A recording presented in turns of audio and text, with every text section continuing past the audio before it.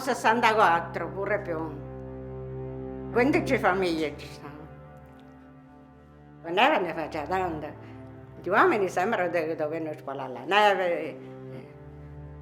La spalavano, ma non ci arrivava. Se dovevano pure levare la neve sopra i tetti, paura che crollavano. Sì. Si lavorava, mica si stava sempre vicino al fuoco, no, come usciva un po' di sole, si andava a prendere il sole perché la legna a Frascara non ci stava poco, si andava alla montagna, noi tenevamo le terre alla montagna là sopra, no?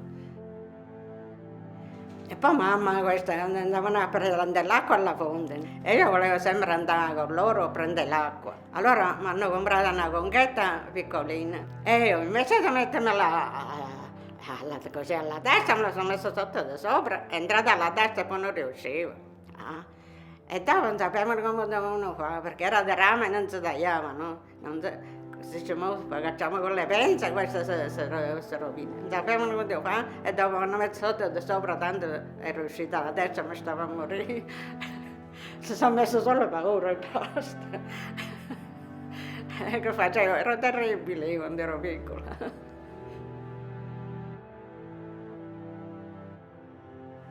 Mi ricordo il matrimonio di mia cugina, che stavano tutti a mangiare, i tedeschi tutti, gli uomini tutti alla grotta, tutti scappando, perché si prendevano io.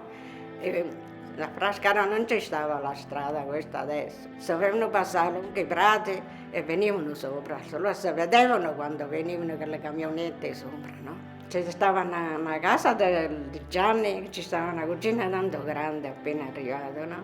E noi i prosciutti, i salami li portavamo tutti a quella stanza perché ci stava il fuoco, perché a casa era la botte e non ci potevano mettere questi prosciutti sopra, asciugavano.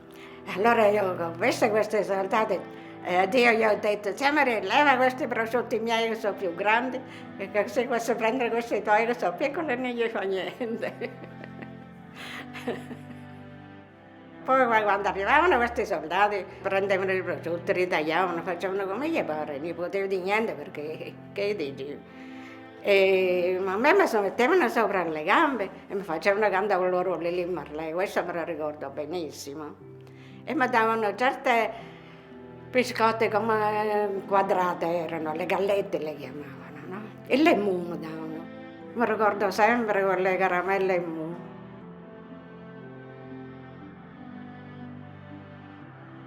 2 volte si festeggiava Sant'Antonio, aprile si festeggiava un'altra volta. Si faceva la festa pure buona con la banda, si faceva il cinema, ma le persone così alla chiesa, piena. Finita la messa, si portavano gli animali a benedire, tutti gli animali, le pecore, mucche, tutte da Frascaro, però venivano pure dagli altri paesi. Pomeriggio si faceva il fuoco, tutti i ragazzi stringevano tutte le legne, quelle piccoline, si mettevano uno sopra un altro, si dava fuoco sotto, quello il pomeriggio. Si ballava tanto perché ci stava Carmine che aveva il grammofono. E lo portavano in giro e si ballavano tutte le signorine, ci stavano di Vallecupa, di Corbellino, di Fagnano, di Frascara. Poi pure venivano e si ballava. Io no, perché ero piccolina, non potevo ballare. Guardavo, stavo insieme, mi ricordo questo. La festa si faceva, sì. Così era prima.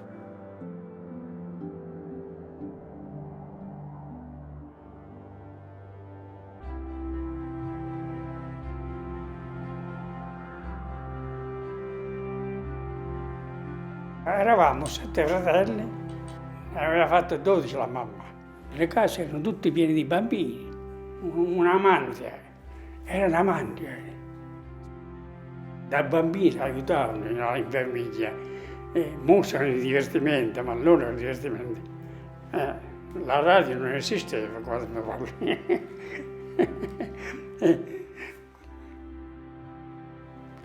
Da ragazzi, Mussolini ci ha pigliato e ci ha portato via alle cartiere di Fabriano. Lì al posto della carta facevano le bombe di profondità per la marina.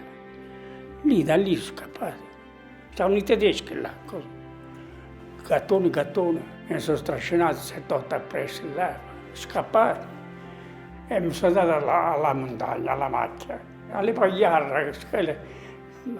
Io andavo a nascondere poi le vacche, no, della famiglia, degli amici. Io ne tenevo 7-8 sotto controllo là, e li ho nascosti là. Colle e Corbellino. Era una fusione, non era estinzione. La sera c'era la cantina a Corbellino, cioè, si incontrava quelli del Colle, quelli di qua vanno là, quelli di là vanno qua. Venivano fuori a fare la morretta là, a fare l'amore, 7.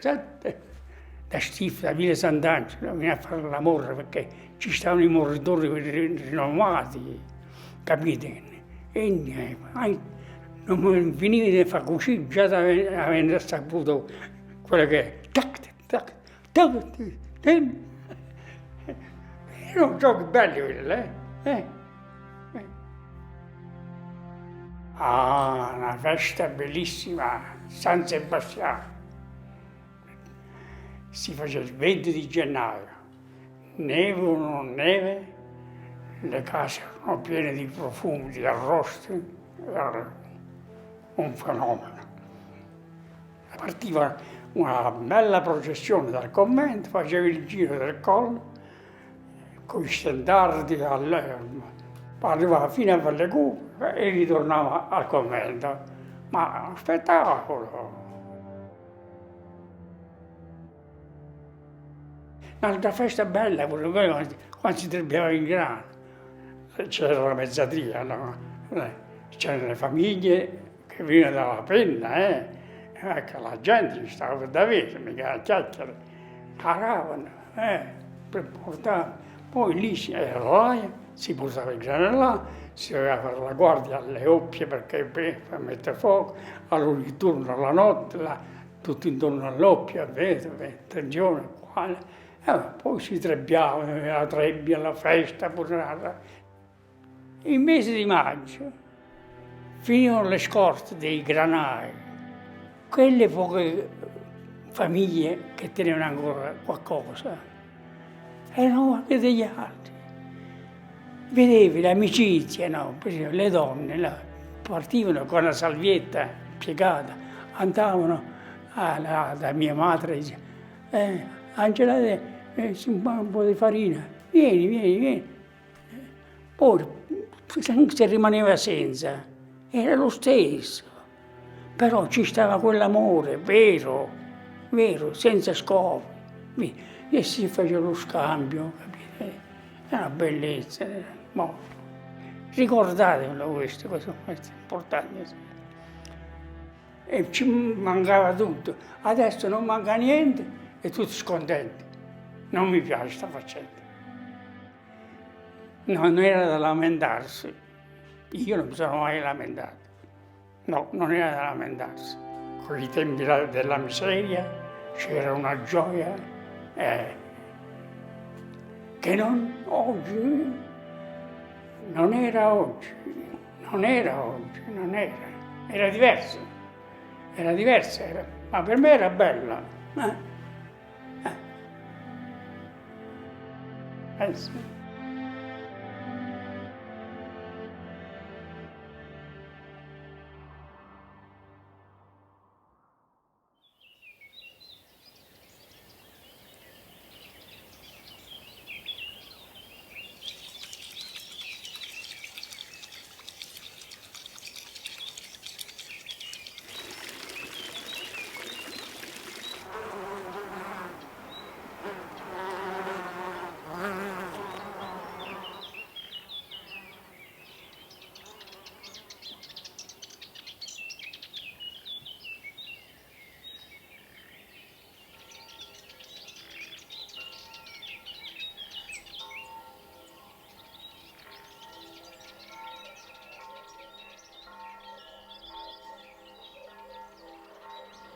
La festa di San Vincenzo è una festa che si è sempre fatta a Ripa.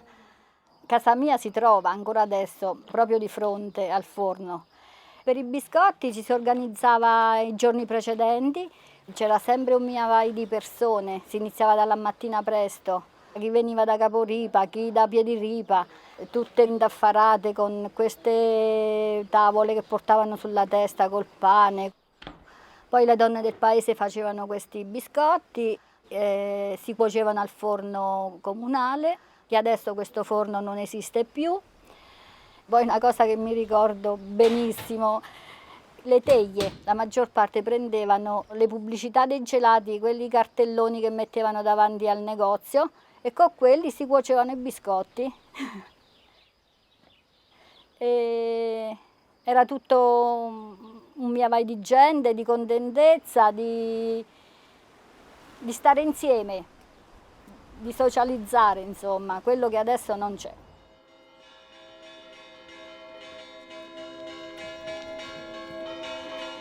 La festa di San Vincenzo è sempre stata sentita dagli abitanti di Ripa per un duplice motivo. Uno, perché si veniva fuori dal periodo invernale, e il secondo motivo è perché gli abitanti di Ripa in San Vincenzo vedevano il protettore della campagna. Fate questo in memoria di... La croce di San Vincenzo era oro, bronzo e metallo, fatta da Nicola de Guardiagrele, 2 esemplari in Italia ci stavano. È stata rubata nel 2008. Prima la croce stava alle famiglie di chi faceva i procuratori. La nascondevano talmente bene che resisteva fino adesso, dal 400, quindi da quando è andata via dalle famiglie questa croce non si è più vista. Adesso andiamo in giro con la foto.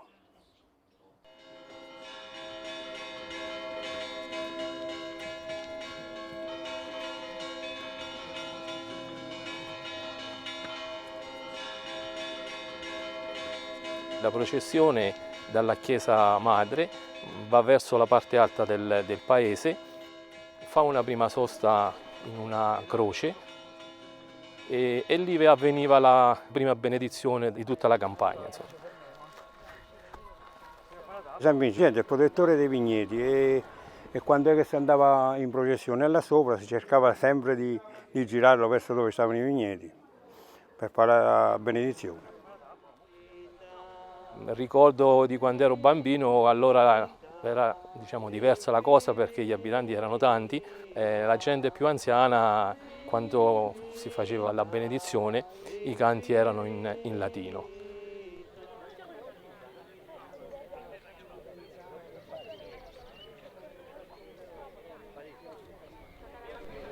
Poi si va sopra a castello e si fa un'altra benedizione.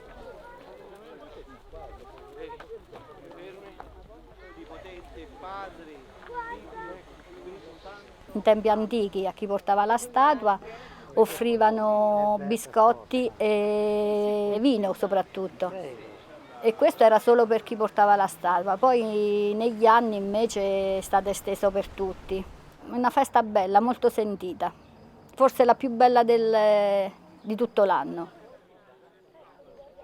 Era la prima festa che poi tanti anni fa, quando c'era la festa, era più sentita per tantissimi motivi. Fare festa era una novità e poi è come se era un risveglio, perché praticamente ricominciava anche l'attività vera e propria della vita di paese, l'attività lavorativa nei campi.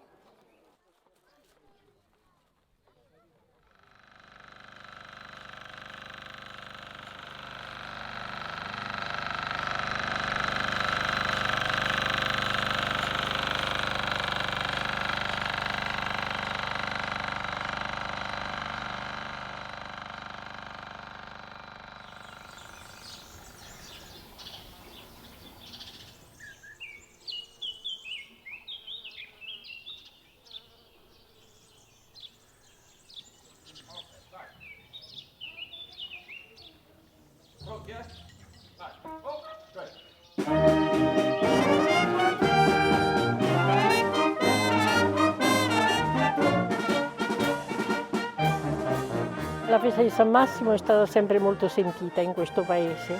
Una settimana, 10 giorni prima si preparavano biscotti, ciambelli e si preparava anche la chiesa, l'addobbo della chiesa. Le scarpe nuove, vestito nuovo, ci si pensava prima della festa, perché era bella la festa San Massimo. Da quando ero piccolo la prima cosa ci salza con l'ansia della festa. Poi i bambini dietro alla banda gli piace ascoltare, beh i botti non troppo, avevamo un po' paura. Mia madre quando passava la banda chiudeva tutte le finestre e la porta, perché io ho perso il padre a 5 anni. Certo adesso si fa con più sontuosità, la banda che suona meglio, sempre quella di Fontecchio, mi ricordo. Quando era piccolina stavamo tutte pronte per la processione, ci erano imparati il catechismo di San Massimo, per ascoltare la musica, lo sparo, i forestieri, i parenti, gli amici, tutti.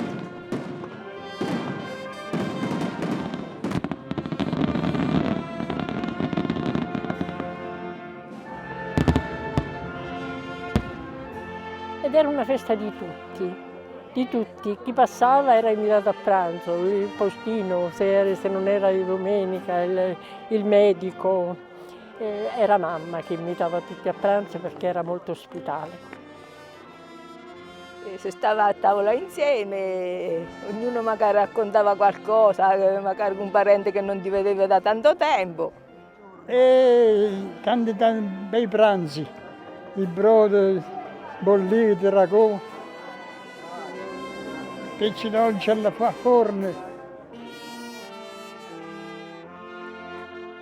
Poi gli uomini si facevano il bicchiere di vino, si salutavano, si abbracciavano, tutti contenti. E poi il pomeriggio era lo stesso giro per tutto il paese e poi ci si divertiva la sera con qualche orchestrina, queste cose così. Ed era una festa enorme per i bambini. E giocavamo con le bricche, ma le bricche che non so, non tutti li conoscono, coglievano le palline dalle querce, si mettevano un piccolo ceppo sotto e si facevano ballare. Nascondino. E un vecchietto diceva, oh, per tutta gioventù bella, perché abbiamo San Massimo bello.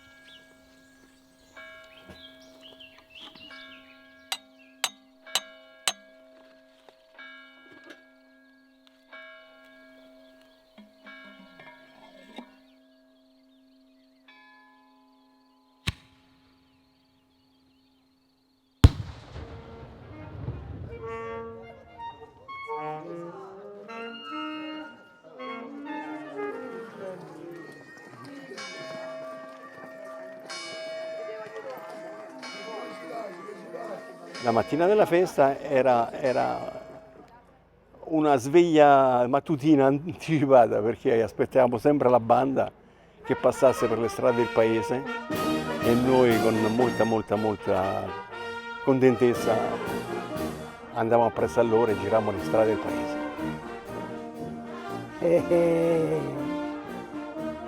Quando eravamo bambini scappavamo tutti per la festa, scappavamo. Arrivava alla festa, Sant'Antonio, la processione, era un mare di guai, perché tutti volevano vedere, com'è la storia.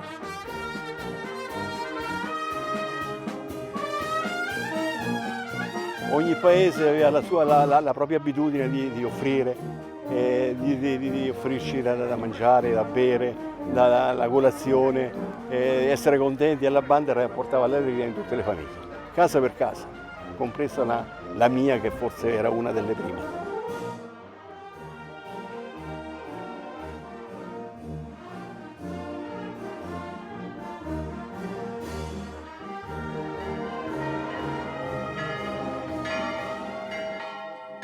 La prima cosa che si faceva erano 8 giorni di funzione la sera.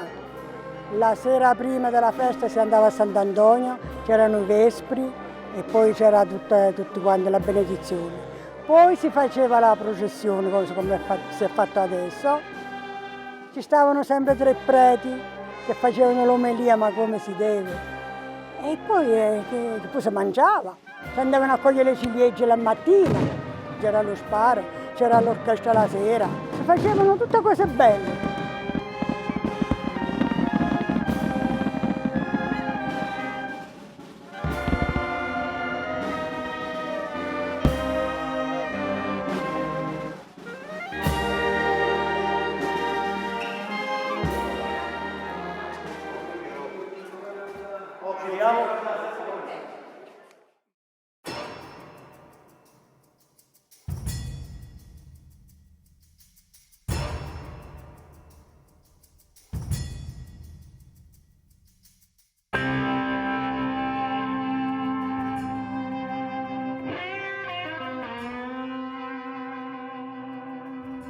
Allora si tirava i galli, si metteva, eccolo, fa conto questo qua è un palo, no?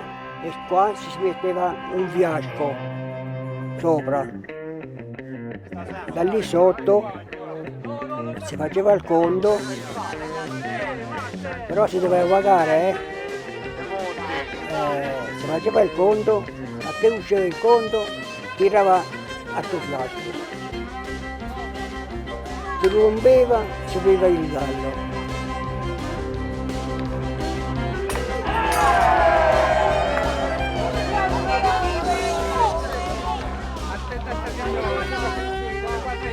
Poi si tirava i galli, cioè veniva la banda e andava al termine. La gente offrivano i galli e mia mamma faceva sempre il gallo per Sant'Antonio, gli si offriva. Poi si tirava e si facevano le cartelle col giornale, con il ferro intorno e si tirava sto giornale. Se lo colpivi ti prendevi il gallo, se no passava a quello dietro, come si fa adesso. L'infanzia nostra è stata un po' triste, però questi ricordi di questa specie ci hanno risollevato, ci hanno portato alla conoscenza completa della vita moderna, che per noi è stata una meraviglia e crediamo sempre di andare verso il meglio. Ripa è rimasta un po' un paese dove di gente ce n'è rimasta poca, però pensiamo che col tempo risorgeremo meglio di prima. Tanti giovani sono la promessa attuale e crediamo proprio in loro.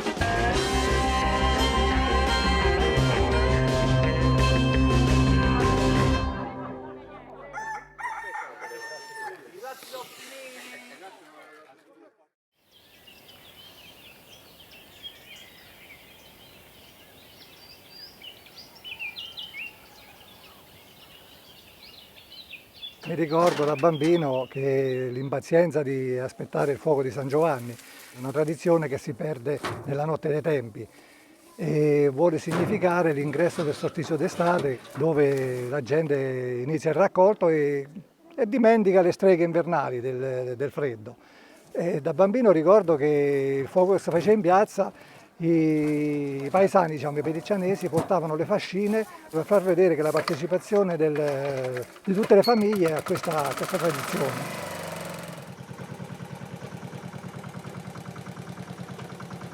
Da bambino ricordo che si faceva a gara per portare queste fascine, questi residui di roba che avanzava un po' in tutte le case, in questo fuoco comune che serviva un po' anche per accomunarci, ecco.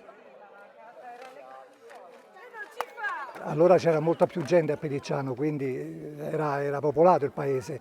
E alla fine diciamo, del fuoco, quando le fiamme cominciavano ad abbassarsi, che scendevano insomma, di intensità, i bambini, anche qualche anziano, saltava il fuoco, e mi ricordo una vecchietta in particolare, una certa Requinda, baricianese di nascita, ma sposata a Pedicciano, che saltava con le gonne lunghe e ogni tanto prendeva pure qualche tizzone che insomma era pure pericoloso.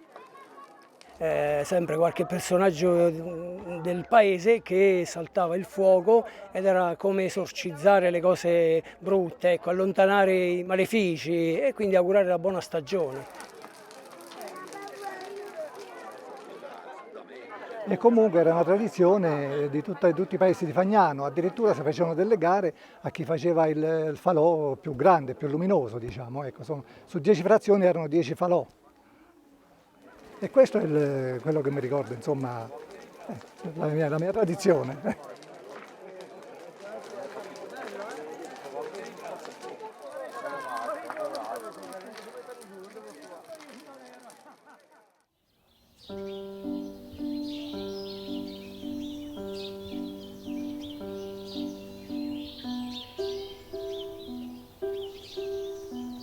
Eravamo una famiglia molto religiosa, 6 figli mamma ci aveva, ci faceva andare in campagna, poi ritornavamo quando suonava la prima volta la messa, perché avevamo la campagna vicino al paese, rientravamo a casa, ci davamo una lavata ai piedi con bacile, perché dovevamo andare a prendere l'acqua alla fonte che distava molto molto lontano dal paese, e poi ci andavamo a messa, ritornavamo, ci mangiavamo qualcosa e andavamo in campagna. Eravamo sereni, tutte le ragazze eravamo contenti, allora con tanta povertà, quindi abbiamo vissuto una famiglia povera ma molto onesta, molto religiosa e Dio ci ha aiutato. E la vita è vissuta così.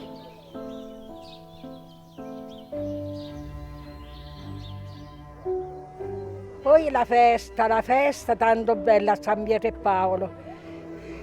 La chiesa faceva le novene, e poi noi cantavamo la messa e si festeggiava tanto. Portavano i standardi tutte le persone, i ragazzi li indicavano perché li volevano portare, adesso non c'è nessuno che li porta. Allora invece chi prima andava lo prendeva e 4-5 standardi uscivano, pesanti, belli. Lo statua di San Pietro e Paolo e della Madonna, 2 statue portavano. Una processione inquadrata bene quando si andava. La sera dopo ci stava l'orchestra, ci stava pure chi ballava, facevano pure dei liscio, no? Si ballava in piazza, poi si faceva lo sparo verso mezzanotte.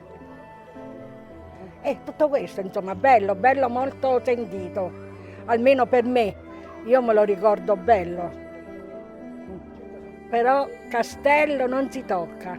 Castello è un paese della zona, senza offese per Riva, però Castello, peccato che non c'è rimasto nessuno, 2 o 3 famiglie ci sono, però è bello. Era un paese un po' povero, però tanta allegria.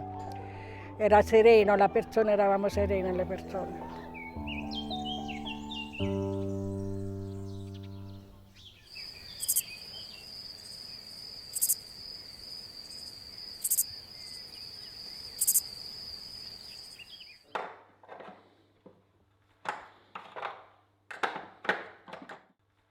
Io sono di origine di Vallecupa. Nel mio quartiere eravamo 6 famiglie, 5 figli ogni famiglia. Noi senza il padre dovevamo lavorare la campagna e io nel periodo di riposo, gli altri andavano a giocare o a riposarsi, a Vallecupa ci stava un falegname e io me ne andavo con questo falegname che si chiamava Domenico. E 3 ore, 4 ore stavo con quello, poi il pomeriggio dovevamo riandare in campagna. Però questo non mi dava una lira, andai all'Aquila, però con la raccomandazione, perché non ti prendevano facile. E gli dovevo portare pure qualcosa di campagna a questo maestro. Poi da questo maestro sono passato a un altro maestro, però anche quello non mi dava niente. Però io avevo tanta voglia di imparare, per cominciare a guadagnare qualcosa. E poi incominciai piano piano. Valle Cupa sono 2 frazioni, Soschio e Valle Cupa. Adesso Soschio non esiste più. A Soschio eravamo un centinaio, a Valle Cupa un po' di meno, ma le famiglie erano popolari. I giovani non dovevano guardare le ragazze di Valle Cupa e i ragazzi di Valle Cupa non dovevano dar fastidio alle ragazze di Soschio. Ci stava l'affiatamento con la popolazione, si rideva, si scherzava. Alla festa di San Donato si andava per l'emosina, per tutti i paesi, ma che cosa ti poteva dare la gente? Chi ti dava 2 kg di grano, chi te ne dava 3, chi ti dava le uova, chi ti dava la legna. Poi i procuratori vendevano sta roba e raccimolavano i soldi per fare la festa. E facevano venire una banda di dentro l'acqua, una banda famosa era. Se parliamo della miseria di guerra, la miseria era totale in tempo di guerra. Che cosa successe a casa? Mia madre stava a riscaldare questa famosa polenta. Noi aspettare, ognuno aveva la posata sua, perché le posate erano un cucchiaio per uno e una forchetta per uno. Ma non solo a casa, a tutte le case. Quella sera si ruppano i piedi ai 3 piedi. Però non quello alla parte anteriore, quella alla parte posteriore, che tutta la polenta andava a finire sopra la brace, la fumera, la cenere, la fume, però con tutto ciò, quella che potemmo raccimolare, fu raccimolata e ognuno si mangiò la quota sua. Altrimenti, lo sa cosa succedeva? Che dovevi andare a letto senza cena. Se si rompevano un piatto, passavano gli ombrellai di Secinaro, ci avevano un trapano a mano, gli facevano i fori, ci mettevano una specie di stucco, ci mettevano i punti col ferro filato, però il nodo lo facevano alla parte di sotto, perché i piatti all'epoca si lavavano con la cenere. Quando lavavi i bicchieri con la cenere, quando ci passavano li fischiavano, perché la cenere puliva bene.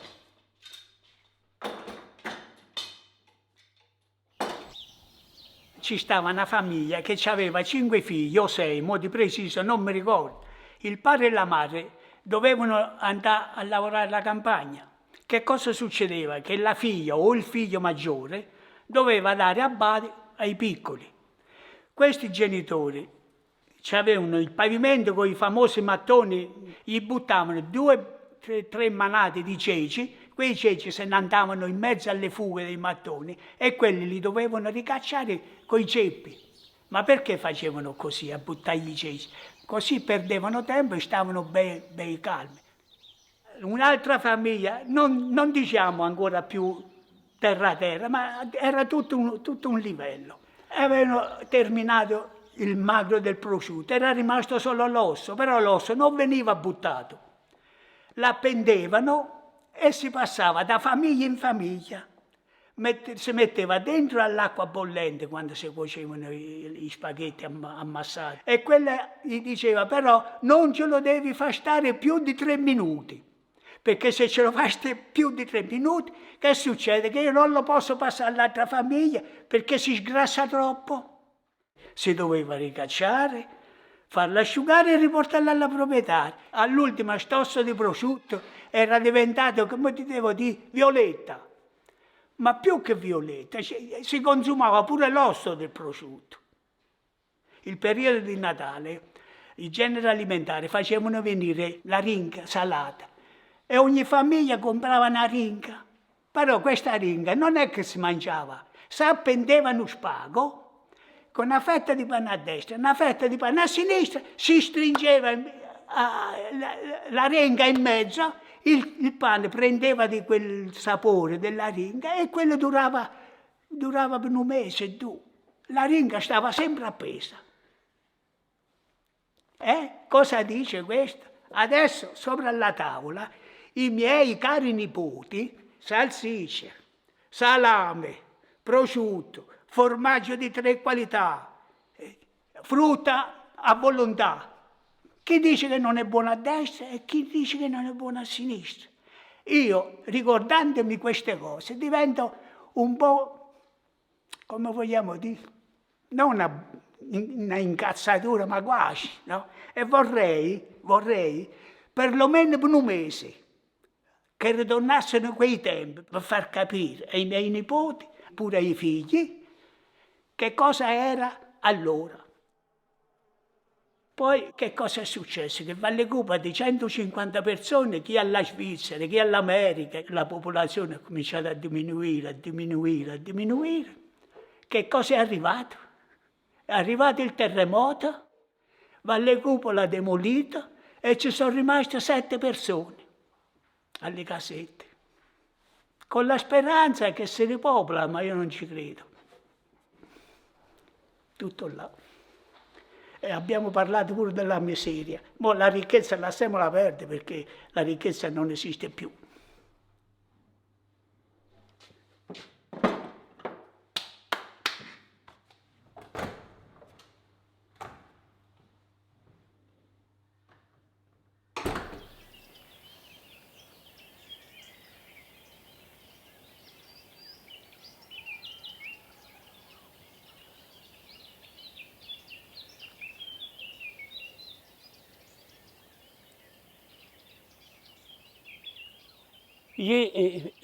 Era ancora Vaglioli, stavamo a quei terreni a destra della stazione e ci tenevamo qualche cosa seminata, ma non mi ricordo se erano patate, grandurche o meno.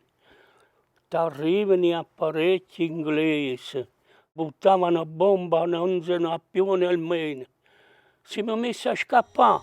Ci stava un capostazione là che ci disse: non scappate, che questi se scappate vi sparano. Al passaggio a livello ci stava un casello, ci stava ferroviario. Lo centrarono in pieno, perché questi venivano a bombardare qua per la galleria, perché se potevano buttare per terra la galleria non passavano i tedeschi. E ecco ci hanno venuto parecchi volte a bombardare. E gli pure 3 volte sotto i bombardamenti è rimasto. Una volta sei stata una scheggia, che cazzo è stata qua? Vedi che mi ha fatto. Erano tempi tristi. Mi ricordo un episodio della guerra legato a mio nonno, insomma, andavamo a pascolare le mucche, quindi lungo la girata lì della strada, e quindi mi ha detto: buttati per terra perché stanno buttando le bombe, perché il nostro paese era poggiato proprio sopra la ferrovia e quindi eravamo presi di mira.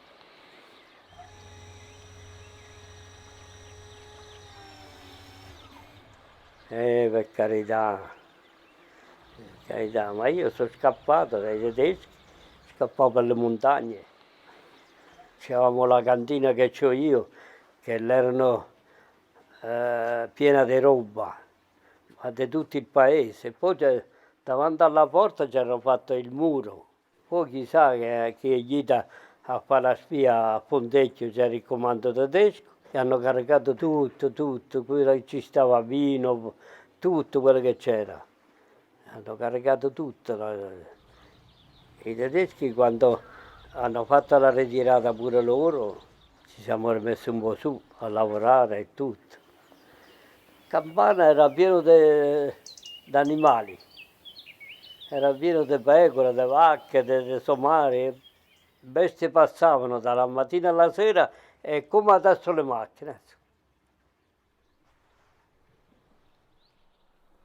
Da qui uscivano 2 mucche bianche, da lì ne usciva un'altra, e però in questa stalla c'era l'asina Rubina, la mia Rubina, e poi in fondo c'erano 2 stanzine, una dedicata ai maiali e l'altra alle pecore. Con il maiale si viveva tutto l'anno, si usava il lardo, lo strutto. Il taglio del prosciutto avveniva in un certo periodo, così come quello della spalla e del guanciale. Ma tutto si faceva in casa, si era autosufficienti. Per cui tanti denari non c'erano, ma nemmeno servivano. Ecco.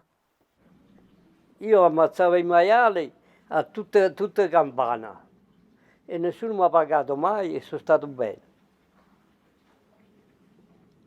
I campi erano pieni di gente, era come una processione. si ci aiutava, insomma, a confronto a oggi. C'era l'unione proprio, c'era una cosa bella a quei tempi. Da piccole andavamo a pascolare le vaccine, giocavamo alle prate, facevamo lo straccio qualsiasi, una palla con l'erba e scocciavi zampate. Ma che ci stava? Ma che ci stava un pallone, ci stava la... Mamma mia. Venuto da le vacche, mi chiamano la mamma, io ero un bel giovanottello. Pure un vecchio che stava là, quando si chiamava, caccia le vacche.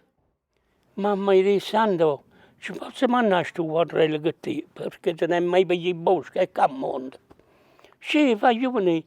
Poi sto vecchio, era contento che gli diceva, perché io si aspettava, e a me mi mandava sempre, oh, corri là, che la mossa ti manda alle sue, alla regina. Oh, corri là. Io si aspettava, sempre scappando una via, perciò il vecchio mi si perdeva, ma capite? Oh. Che può fare? Prima era così, era bene, ma mo che può fare?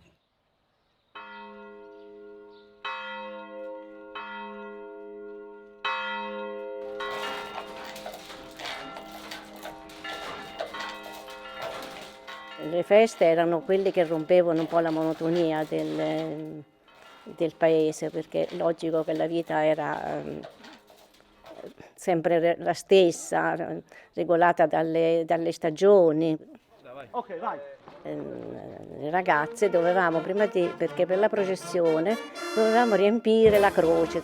E allora la mattina presto, a turno, si andava negli orti a cogliere l'erba odorosa, i papaveri e altri fiori per abbellire questa croce che poi si portava in processione. L'usanza tipica nostra è che durante la processione ci si mette una fascia rossa con scritto San Giovanni Evangelista. Tutti i bambini, dopo aver fatto la prima comunione, venivano iscritti in questa associazione. A ricordo sempre di questa fu creata la famosa stannardella ed era un piccolo stendardo. Anche lì c'erano discussioni, insomma, ognuno voleva portarla. Venendo alle feste, la pizza sotto il coppo, a cammino. Facevo fuoco, poi allarghivo, facevo una bella pizza, la mettevo là, ci mettevo il coppo in cima, la bragliando e si chiudeva. Il giorno della festa facevano tutto. Lo sparo, la processione, facevano tutti. C'era gente, tanta. Non è come adesso che a quei tempi la musica era tanta, erano 40-50 musicanti, fino a mezzanotte l'una, con poche luci, mica tutte queste luci. Era bello, era più bello da adesso. O perché ero più giovane io, forse. Hai capito?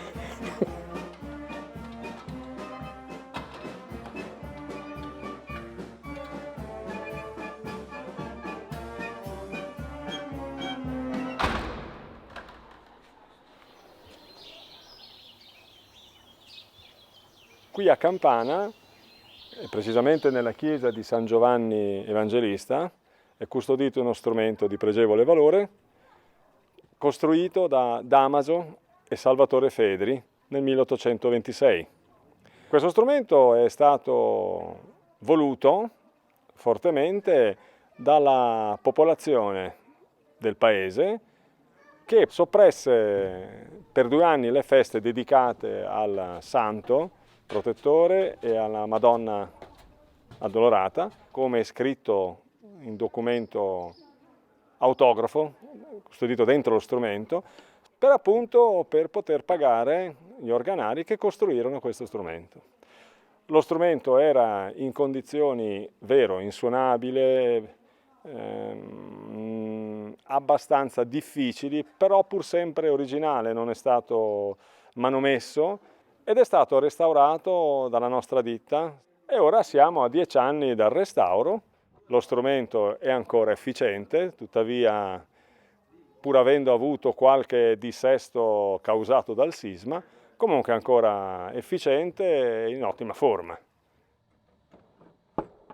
Il ricordo è che c'era l'organista, c'erano i cantanti, ma noi più piccoli ci rifilavano a tirare i mandici di legno. Dopo, man mano che si cresceva, eravamo introdotte nel canto. Però per noi anche tirare i mandici era un orgoglio, motivo di orgoglio.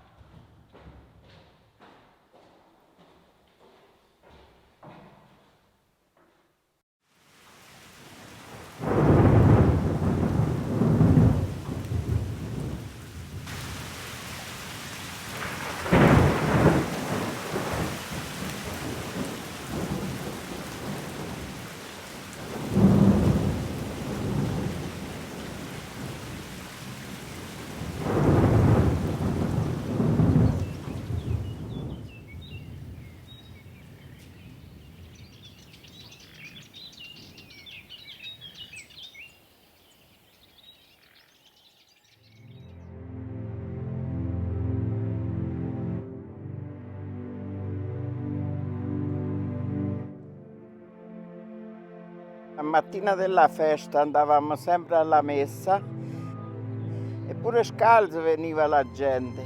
Da Villa Sant'Angelo, devi pensare, una vecchietta veniva a piedi scalza. Quando arrivava sotto casa, io la facevo entrare, mi faceva una compassione, diciamo, no? Scalza dalla villa veniva a San Rocco. Perché San Rocco ha fatto i miracoli. Pure in Francia stavano alla miniera della villa e San Rocco è andato, gli ha detto uscite fuori che mo la miniera crolla. Appunto ci tenevano tanti questi di Villa Sant'Angelo. E sono usciti, appena usciti fuori ha crollato la miniera. E poi chi ci teneva un figlio, chi ci teneva il marito, chi ci teneva insomma un fratello. Non hanno perso nessuno perché San Rocco le è andato a avvisare. Io penso che è vero, che quella vecchietta veniva scalza dalla villa, pensa un po'.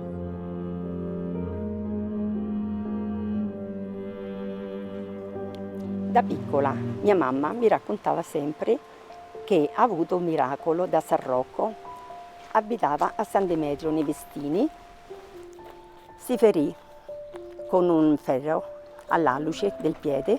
Avendo questa ferita che non riusciva a guarire, la nonna veniva qui a riva a prendere la terra nella grotta, dove poi la poggiava sul piedino per chiedere la grazia. La sera mamma sentì il medico che parlava con il papà che questa bambina oramai non c'era più niente da fare perché aveva questa infezione arriva dalle ossa. Lei pregò San Rocco La notte, mentre dormiva, sentì un dolore fortissimo al piede, guardò il piedino e non c'era più niente. La ferita era completamente cicatrizzata.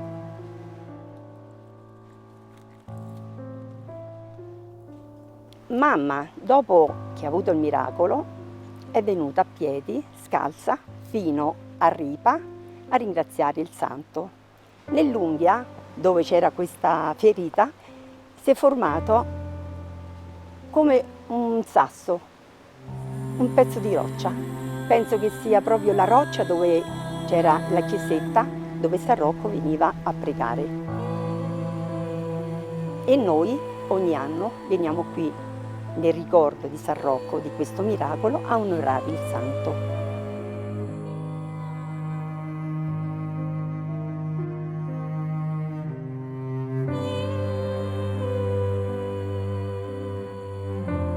C'era un altro miracolo, Cialfi veniva tutti gli anni lo stesso, stava prigioniero, diceva che lo dovevano operare a un polmone, che stava malissimo.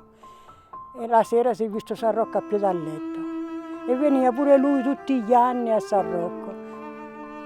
I nonni ci raccontavano che il giorno di San Rocco qui era pieno di gente, e è cascata quella pietra da lì, si sono allargate quelle due pietre, si è infilata lì ed è rimasta sempre lì.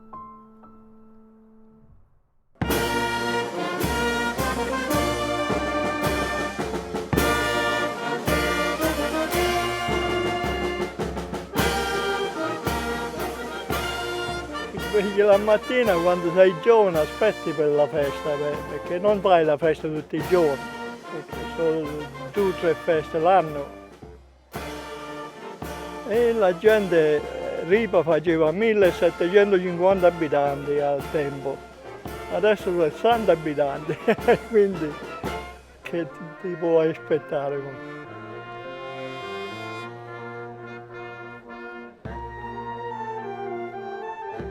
C'era tanta gente, veniva tanta gente. Venivano a comprare il cocomero la mattina di San Rocco, portavano pure le camionette con i gelati, costavano 10 lire, portavano le bancarelle, le mele, le pere d'albarosa, si vendevano, ci stava una vecchia che erano pronte per San Rocco, mettevano queste bancarelle fuori alla piazza. Mi ricordo in special modo un signore di Paganica che faceva il fotografo. Venivano nei giorni di festa di San Rocco, Sant'Antonio. Noi eravamo sempre in attesa di questo signore che veniva con un sidecar e questi ragazzi gioiosi intorno a questo signore che poi ci dilettava, montava dei pannelli e faceva 2 postazioni nel paese, una a piedi al paese, una a capo, insomma. E faceva queste fotografie. Cantava pure, mi ricordo pure un certo ritmo di una canzoncina, è arrivato l'ambasciatore con la fiuma sul cappello e mi diceva di sì e mi diceva di no, è arrivato l'ambasciatore.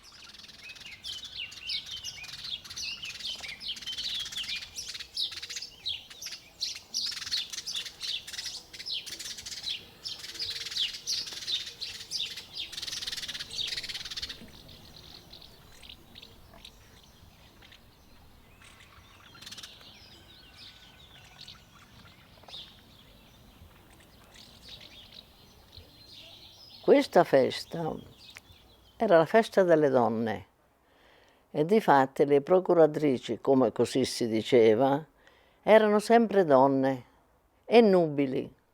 La cosa che si sarebbero sposate dentro l'anno, a volte avveniva, perché erano già fidanzate tutto quanto e dentro l'anno si sposavano, insomma. Portavano la statua loro, le donne, per tutto il paese, per la parte peggiore che ci sta, gli Ubandanegli. Ma mi ricordo che infioravano pure le vie, facevano gli altarini, facevano queste cose. Ed era molto bella perché era sentita veramente la religione. Quando ero bambina io non si usciva proprio, assolutamente, dentro casa e basta. Si ricamava, si faceva la maglia con le mamme che già sapevano fare e insegnavano alle figlie. Per cui sempre riservate, sempre mai in compagnia di maschietti. E così era l'usanza allora. Le ragazze dell'età mia il pomeriggio andavano a pascolare le mucche. Una cosa per me bellissima, però non potevo partecipare perché le mucche non le tenevo. Che passare un pomeriggio alle Prata, perché andavano alle Prata le ragazze, era molto più bello che rimanere a casa. Le donne specialmente facevano di tutto per tirare avanti. Andavano con le conghe in testa alla fonte e le riportavano dentro le case. E quando pioveva soprattutto si mettevano sotto le canali. Si era gelosi di quell'acqua piovana perché non c'era l'acqua. Mamma ha avuto 11 figli, però 4 sono morti e 7 viventi. Facevamo tutto. Andavamo a attaccare la vigna, andavamo a mietere con i mietitori. Mi ricordo che papà ci faceva raccogliere la spiga di grano per darla alle galline. Quando lavavamo i panni dovevamo andare alla fonte, lavare, portavamo il cavallo, portavamo le ceste da una parte all'altra, ma quante volte siamo dovuti andare con la cosa in testa a lavare i panni alla fonte, senza guanti. Posso dire le benedizioni, ma chi ha fatto la lavatrice? Noi tenevamo un treppiede con la padella e mamma la metteva sul fuoco e si rifriggevano le patate, si faceva le patate col sugo, tutto quello che serviva, perché non c'era il gas. Si cucinava tutto col fuoco, ma i piatti più buoni era sempre di quei tempi la pasta che si comprava, perché la pasta ammassata si faceva tutti i giorni in casa. C'era l'usanza che la sposa doveva portare un corredo mastodontico, insomma doveva arredare la casa. Andavano con i canestri messi in testa e facevano il giro perché tutti dovevano vedere la roba che portava la sposa. Io nel 1958 mi sono sposata e ho portato il corredo in processione. Il giovedì prima del matrimonio si portavano alla casa dello sposo. Tutto in testa si portava. Davanti i materassi, dietro i cuscini e poi man mano i diretti del comò, tutti pieni con la biancheria dentro.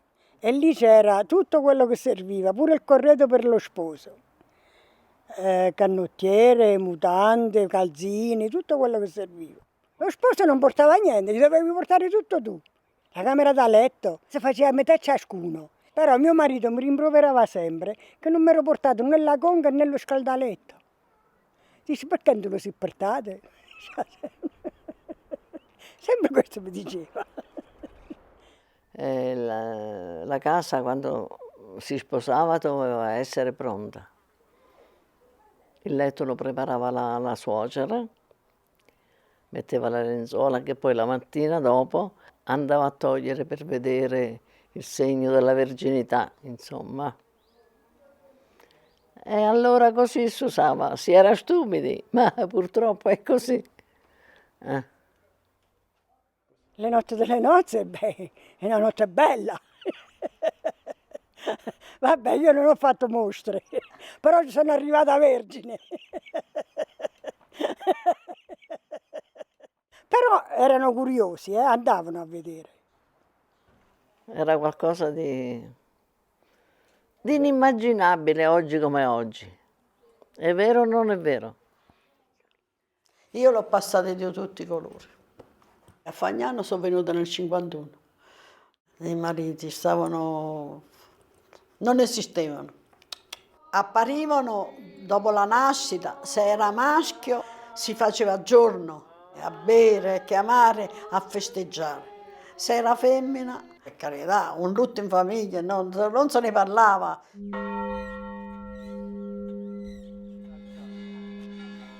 Ci stava questa donna, mi ha chiamato e sono andata, l'ho visitata. Quella aveva cominciato a perdere le acque. E ho detto: guarda, tu stati a letto, io pomeriggio ritorno e vediamo come stanno le cose. Sono riandato il pomeriggio, non l'ho trovata. Allora ho chiesto alle vicine: Signor, questa è andata al monte con l'asino a prendere la legna. Ecco che è tornata, con l'asino, con la legna ai lati, e io stavo aspettando. Ho detto: ma io ti ho detto che ti dovevi mettere a letto, che io sarei tornata. Tu ti vieni in mente di andare, ma io non avevo la legna per far bollire l'acqua.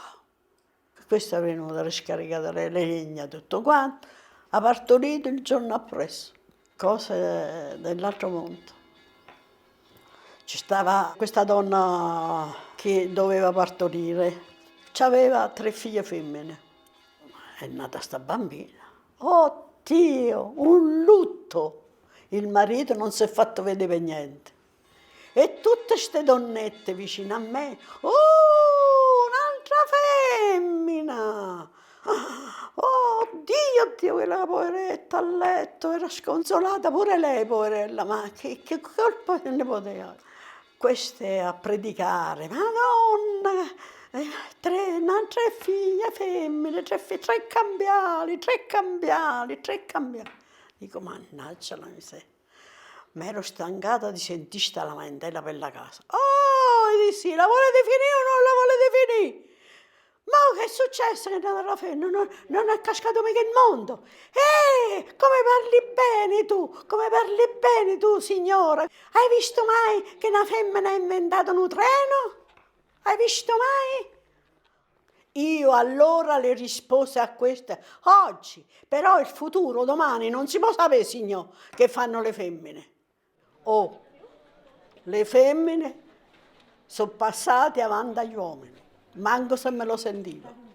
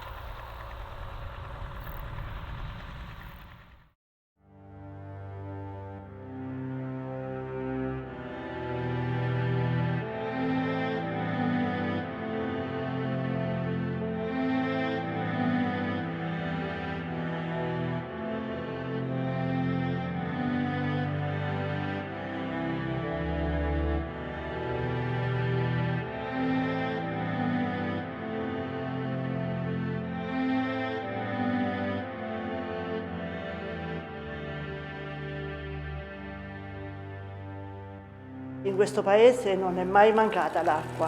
Venivano da ripa con gli asini, con le bigonce.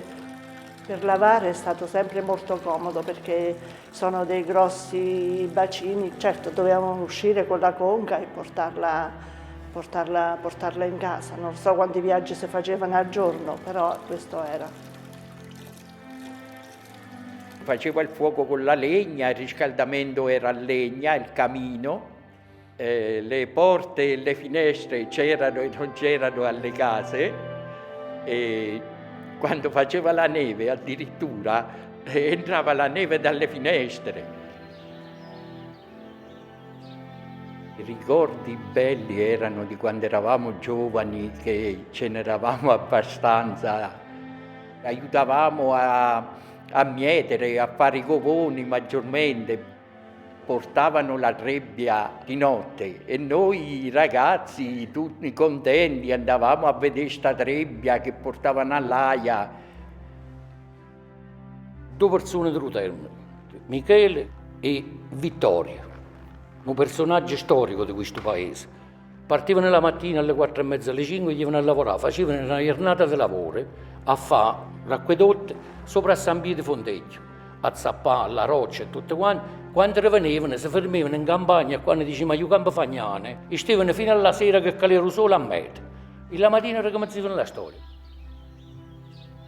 Mentre i genitori erano impegnati con l'allevamento, con la campagna, con tutte queste attività normali, spesso l'attività della ricerca dei tartufi era demandata ai ragazzi e c'era anche una sorta di gara tra di noi, quindi era importante arrivare per primi. C'era un cugino mio che dormiva vicino alla finestra, si è legato uno spago a un piede e l'aveva fatto scendere dalla finestra, perché così arrivava un ragazzo del paese, tirava lo spago, lo svegliava senza farsi sentire da quello che abitava di fronte. Il tartufo era oro, valeva soldi.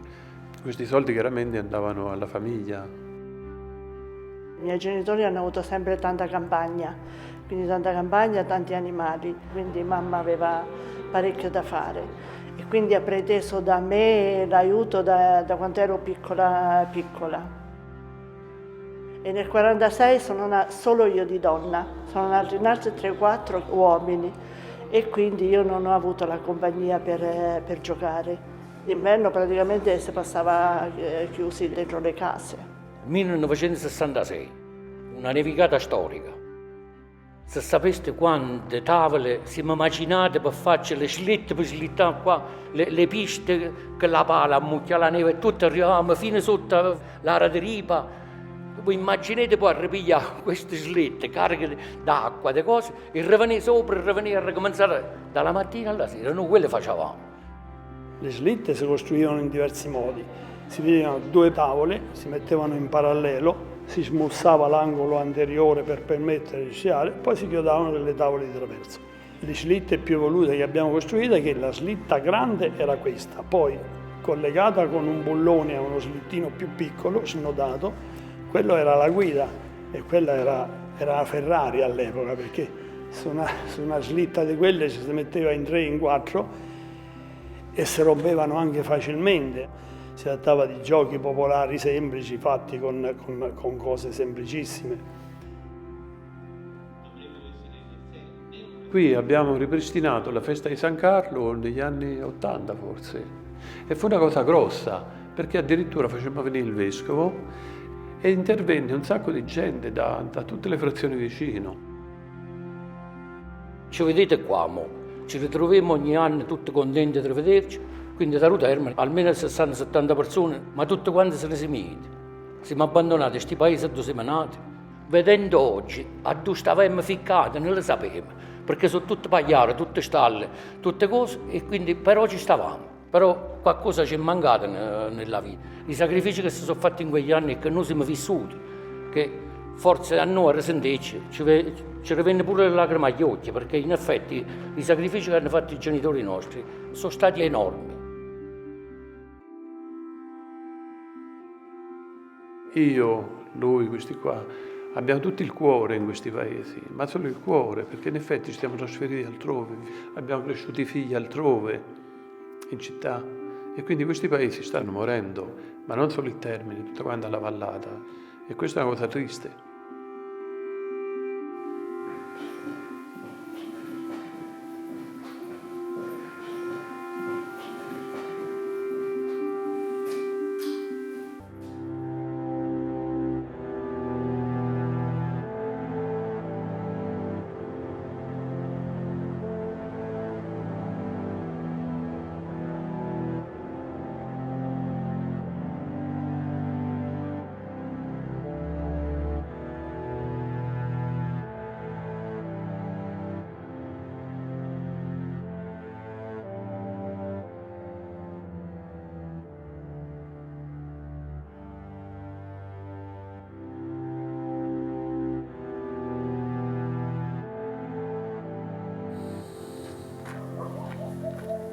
Ho iniziato da ragazzo, da 15 anni, con un parente che faceva questo mestiere. E quindi da ragazzo ho frequentato questa bottega, no? Sono 60 anni, in poche parole. E all'inizio bisognava innanzitutto pistare il carbone, perché il carbone ha una certa dimensione, per farlo accendere bene bisogna romperlo, no? E quindi era il primo lavoro che bisognava fare da ragazzo. C'era la forgia che si girava a mano, non era motorizzata, quindi il lavoro del ragazzo era quello di girare la forgia, no? Sto zio Mastro Natale era un maniscalco che io non l'ho mai imparato, a dire la verità, ma lui era bravissimo per questi lavori. Venivano da Opi, Fontecchio, da tutto il circondario, ma soprattutto Asini, che andavano a fare la legna in montagna, quindi si rompevano i ferri, no? Venivano là in bottega e su appuntamento poi, perché se non si prenotavano magari, perché magari c'erano più animali e quindi poi non riusciva a farli tutti, no? Specialmente il periodo estivo, era il compito del ragazzo, far sì che l'animale rimanesse fermo, no? Bisognava togliersi le mosche da addosso. Il 13 dicembre si festeggiava Santa Lucia, che è padrona del paese. La statua di Santa Lucia si portava in giro con la banda dietro, i 2 carabinieri sempre. Il periodo invernale, quindi automaticamente molto spesso c'era molta neve, no? E comunque si riusciva a farla lo stesso, questa festa.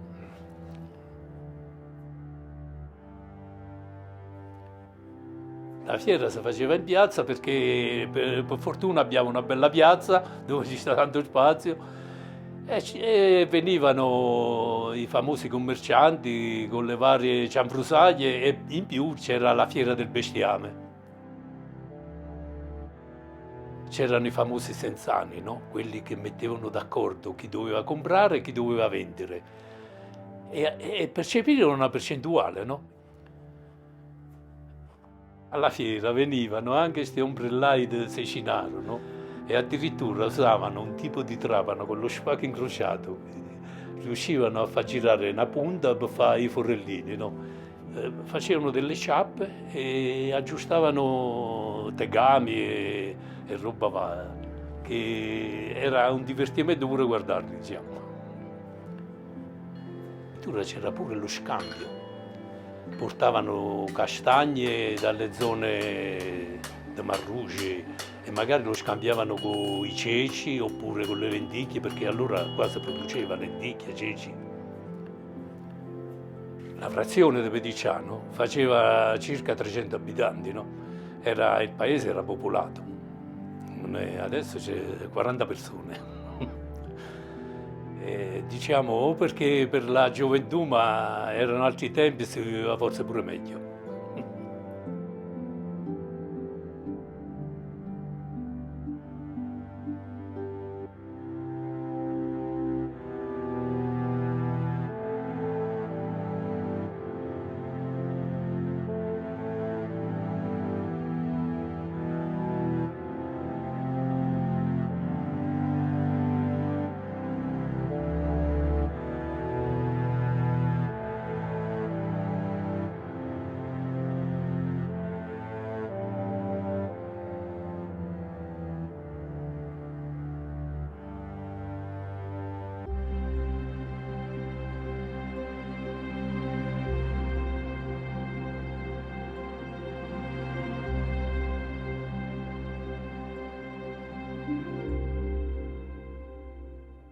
Giulia, mi raccomando, Giulia, mi raccomando, Voi mi raccomando.